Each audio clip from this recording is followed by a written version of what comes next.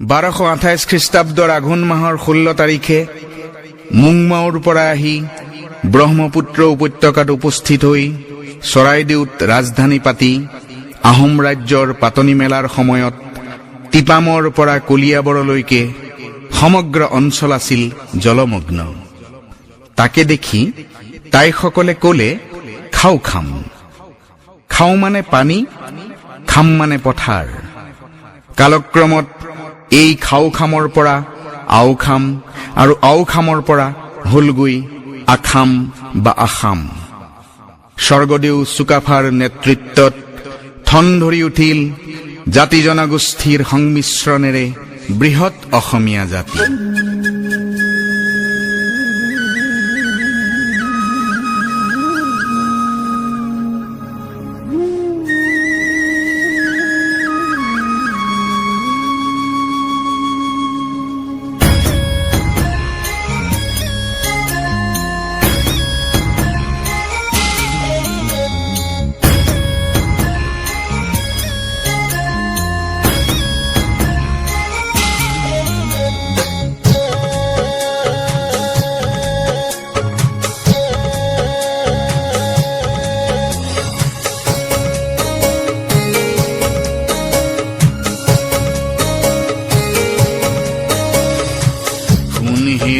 শুন অসম দেশৰ সোণালী ইতিহাস তাহানি দিনৰ 600 বছৰীয়া আহোম ৰাজত্বৰ পাতনি মেলিছিল চুকাফাই।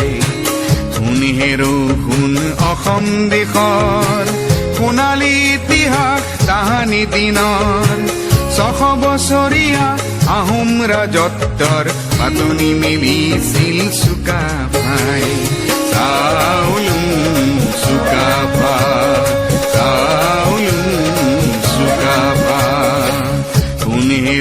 শুন অসম দেশৰ সোণালী ইতিহাস তাহানি দিনৰ 600 বছৰীয়া আহোম ৰাজত্বৰ পাতনি মেলিছিল চুকাফাই।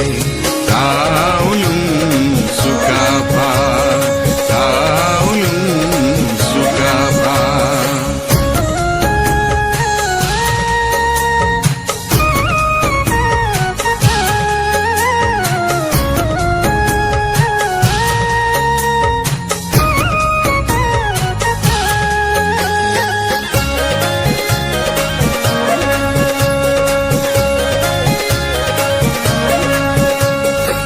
খাচিগাৰু মিৰি ডিমাচা কছাৰী অকাদ ফলা কোচ লালুং ৰাভা দেউৰী চুতীয়া মিজু আৰু চিন্তেং নক্তে ৱানচু আৰু কাৰ্বি নগা।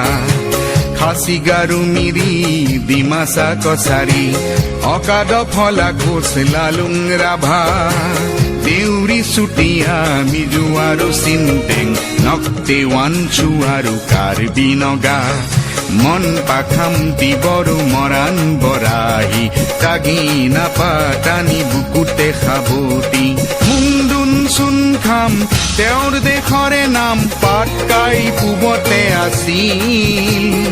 দিখৌ দিহিং লুইত দক্ষিণে খাম যাং পশ্চিমে হাবুং সাবতিছিল। দিখৌ দিহিং লুইত দক্ষিণে খাম যাং পশ্চিমে হাবুং সাবতিছিল। চাউলুং চুকাফা চাউলুং চুকাফা।